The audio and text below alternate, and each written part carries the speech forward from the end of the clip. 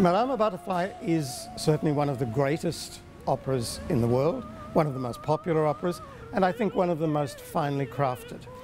It's interesting because it began its life as a short story by an American writer called James Luther Long, who wrote it first for a magazine and then it became a novel.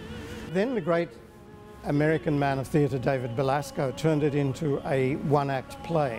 But it was incredibly moving, and Giacomo Puccini, the famous Italian composer, saw a production of Belasco's version in London. He didn't understand a word of it, but he was so impressed that he asked his agents to see whether they could actually obtain the rights of the story to turn it into an opera.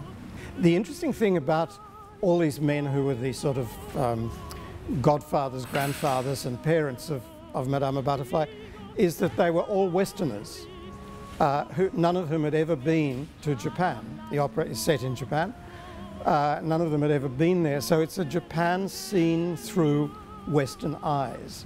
And although many people regard it as the great Japanese opera, of course it's one of the greatest of Italian operas.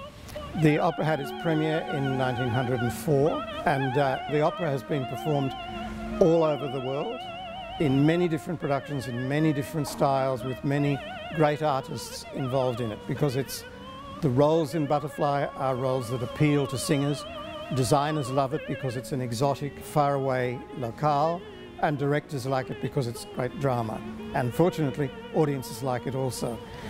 When the designers and I began to work on the piece, we were very affected by the fact that it was this Asian story seen through Western eyes.